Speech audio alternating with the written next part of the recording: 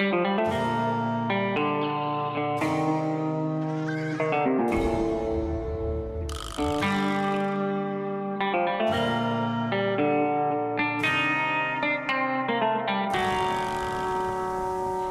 you ever dreamed of buying your own town?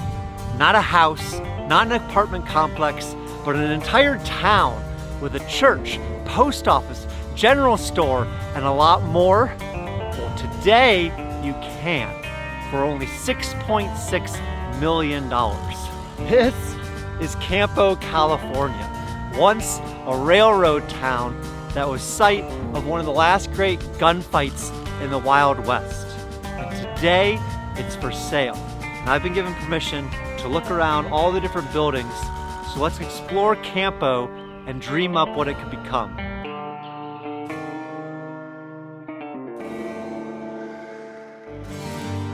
Back in 2018, a friend of mine sent me a link to an article that said, "Buy your own ghost town." And he sent this in the middle of a night as a joke, knowing that I loved history and hospitality. And I woke up in the morning, read about it, and took it as anything but a joke. And that is how shortly thereafter I had sold many of my belongings and pushed all of my chips into an abandoned mining town about 5 hours north of where I'm standing right now, called Cerro Gordo. And that decision has brought me on the wildest ride of my life. All sorts of the highest highs, the lowest lows, new friends, new interests. And because of that purchase, I have been sent a lot of strange real estate listings. You know, a lighthouse for sale off the coast of Maine, a chateau in France, and about once or twice a year, a whole town for sale. And that is how I ended up here in Campo, about 1 mile from the Mexican border. And today we are going to meet up with the real estate agents that are selling Campo, hopefully learn some of the history of this place, think about future plans for this place, maybe meet some of the residents that call this place home, and together we can just dream up what an adventure it would be to own this whole town. Campo's story really begins in the 1870s, when two brothers built a supply store way out on the frontier, a lifeline for wagons moving across California. It was called the Gaskill Brothers Store, and in 1875, the brothers used it as a fortress, fighting off bandits in a gunfight that's still talked about today. But Campo's biggest chapter came in 1941, when the U.S. Army built Camp Lockett right here. This became home to the legendary Buffalo Soldiers of the 10th Cavalry, and one of the last places in American history where soldiers trained for war on horseback. And today, the store is still standing, the barracks are still here. Campo isn't just a town, it's a snapshot of the frontier, and the moment the Old West finally became modern America. Today, what's on the market is the downtown core. 16 acres at the center of town, 28 buildings, 21 residential, 7 commercial, many still operating, supporting roughly 100 residents who still call Campo home. To really get an idea for the place, I met up with Nick Hernandez, one of the listing agents on the property, to walk through the town. We're in Campo, California. This used to be Camp Lockett, which is a military base during World War II. After the war ended, the federal government donated the land to San Diego County, and San Diego County actually sold the village of Campo, which is kind of the core of what Camp Lockett used to be, to a private investor back in like the late 1950s, and it's been privately owned ever since. It's currently for sale now. It's 16 total acres, spread across 3 different parcels. It's kind of a mix between residential buildings, commercial buildings. You got a cool lumber supply store, a metal shop, a couple warehouses. There's a border patrol office here as well. And like I said, there's a bunch of little apartments and duplexes and houses and stuff like that as well. Yeah. It's pretty neat. Yeah, so San Diego County came out with a master plan for the community about 5 years ago. And they pretty much laid out a plan or a vision of what they would like to see happen with Campo.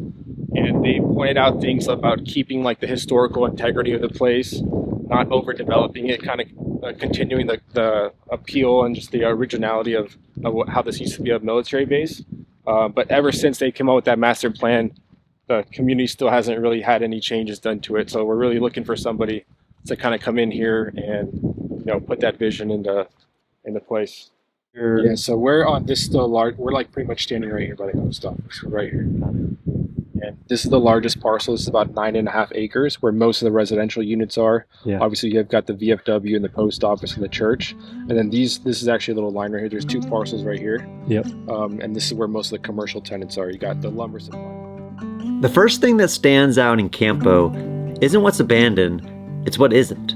There's still a lot of people there, families with children waiting for the school bus or hanging out fixing their buildings. And many of these homes began as World War II barracks, long wooden structures once housing the cavalry soldiers, now converted into apartments and single-family homes. Some have been fully renovated, and others sit quiet, boarded up, just waiting for their next life. So is the layout of this one similar to some of the other buildings? Yeah, so like the footprint, I mean, this is kind of an open layout. It's not divided into different apartments. Yeah. But the actual like square footage is pretty much identical. It's got the 2 stairwells on either side of the building, and the first floor and second floor.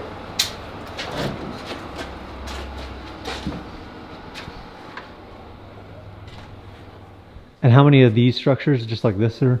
I think like 6 or 7, I believe. Wow. And they're about 4,000 square foot buildings. So you can make this into anything you like. It's kind of a blank slate for anyone that wants to kind of put their imagination into use. It's just waiting for somebody with a little bit of creativity.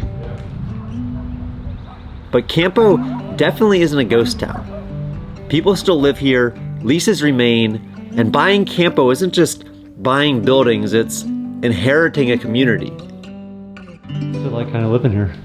It's just really calm, to be honest. It's like so far from the city that it's just like calm. Nothing really crazy is happening out here. Yeah. What do you do kind of for fun around here?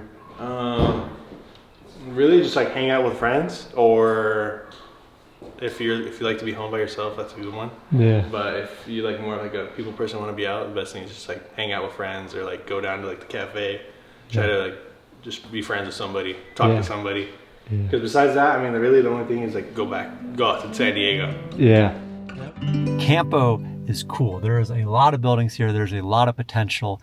And I'm down here from Cerro Gordo because it's wintertime. And wintertime at Cerro Gordo means a lot of snow, and it means not a lot of town progress. And so I'm on this little road trip trying to get inspiration from other old mining towns, towns for sale, parks, anything that I can learn from and bring back to Cerro Gordo. And on this road trip this winter, I'm going to be on a lot of back roads, back country, places not very convenient for regular meals or lunch or nutrition otherwise.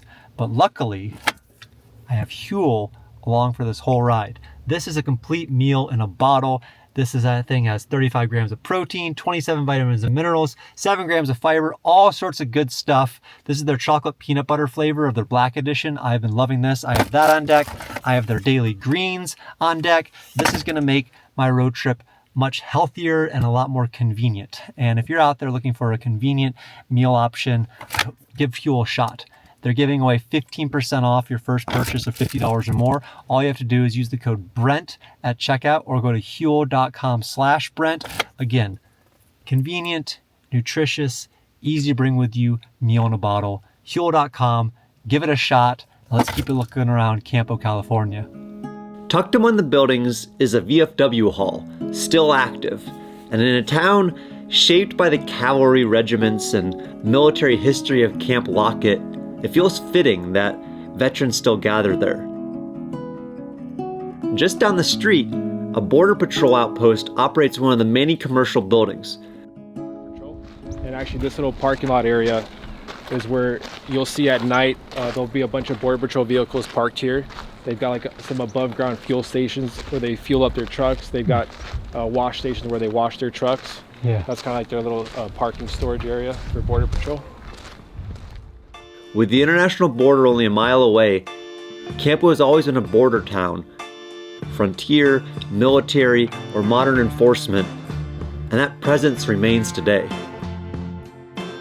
The U.S. Post Office still serves Campo and the surrounding ranch land. Homesteaders, small property owners, families scattered across the high desert.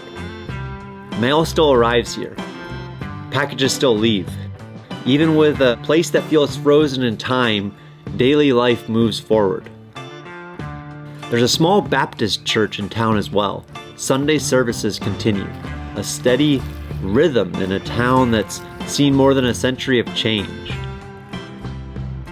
And then there's a lumber yard and ranch supply, still operating, still serving locals. It functions almost like a town square, a place where neighbors run into each other, share the local gossip.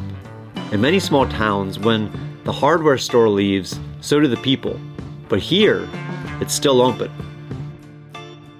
Looking around Campo, my mind just goes crazy in what each space could become. I think that's what the excitement is with these towns or large properties that you're able to influence the direction of. You know, it's almost like a blank canvas that you're putting your thumbprint onto. And Cerro Gordo, my town, is a little bit different than Campo, where Campo still has families living there. You know, it's kind of not an abandoned ghost town or a ghost town at all. It's a proper town with some abandoned buildings, so you can kind of slowly see your vision come to life. And with all of these properties, it takes time to fully understand what they could become. I remember right after I bought Cerro Gordo, I had lunch with this guy that had previously bought an abandoned mining town in Colorado and turned it into this resort. And I was telling him all of my ideas and what we're going to do and this and that. And this was a couple months after I bought it. And he goes, yeah. But here's the thing. Everything you're saying now isn't going to make any sense 2 or 3 years from now. You need to actually go out there, spend time on the property, live at the property, then your vision will actually make any sense. And he was right. You know, he had set up a yurt on his property and lived there for a year. It wasn't until a year or so after living at Cerro Gordo that you understand the nuance, what's possible, you know, just the flow of everything around you. And I imagine that's the case here at Campo too.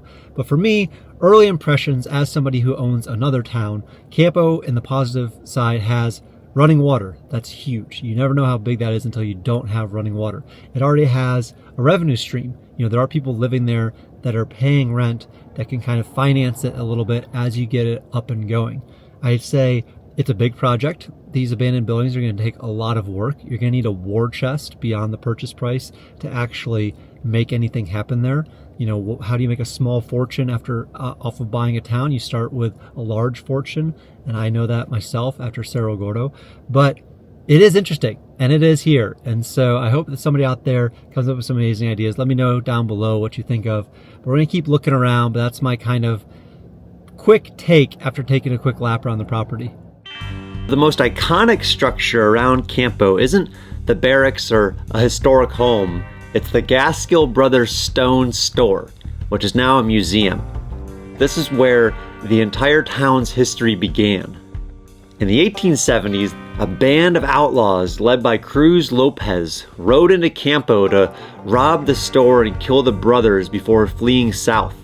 Lumen reached for his gun. Lopez fired first. Silas, the other brother, heard it. He stepped into the street with a shotgun. Minutes later, as many as 5 attackers were dead or dying. Lumen survived. The following year, the brothers rebuilt the store in stone. 4-foot thick walls, iron shutters, a mercantile that's built like a fort. We were just talking to a guy at the hardware store, and he was telling us that these walls, see how they're like 3 or 4 feet thick with these metal doors. That's why if the bandits were to come up and try to rob them, they can just slam these shut, and you're not gonna shoot through a 3-foot stone wall. That's cool. And nearly 150 years later, it still stands.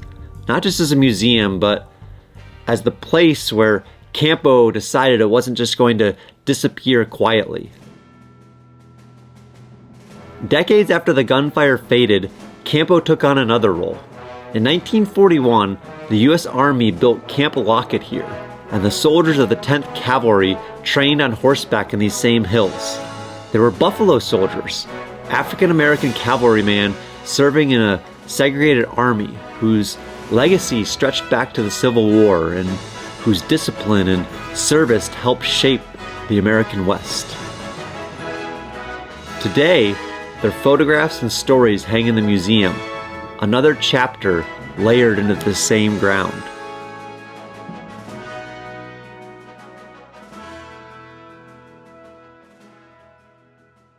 Another crazy thing about the property, so the property is right there, and literally right across the street is the Pacific Crest Trail. So this is a 2,650 mile trail that goes from Mexico all the way up to Canada, and actually goes right by Cerro Gordo too. It goes by Mount Whitney, and Lone Pine is a big stopping point. And so I think if you had like a little outpost for hikers, you know, a place to refuel, stop, cater to hikers a little bit, that could be pretty interesting. And this is a serious trail, and the southern terminus of this is just a mile away, so I'm gonna go down there. But look at this, we're walking the Pacific Crest Trail. So here, just about a mile from Campo, is the southern terminus of the Pacific Crest Trail. So right here is where the trail begins, all the way from Mexico to Canada, 2,650 miles. I know a lot of you guys watching have probably attempted this. Let me know below if you have. I actually have a friend who has the fastest known time on the Pacific Crest Trail through Oregon and Washington, and he's going to try to do the whole thing again, so shout out JT. This is where it begins and dreams begin, which is pretty cool proximity for the town. So there you have it, Campo, California, a town that you can buy that is just waiting for the next person with a big vision to give it its next chapter. And what would you do with it? Let me know below. Would you turn it into an artist retreat, family compound, destination, bed and breakfast? Who knows? I'll pin some of my favorite responses below. And thank you guys for checking out this video. I'm going to be checking out a lot more old mining towns, ghost towns, and things like that this winter. So be sure to subscribe to this channel. Thank you guys for checking out this video. Hope to see you guys on a future one. Let me know what you would do with Campo down below. I'll see you next time.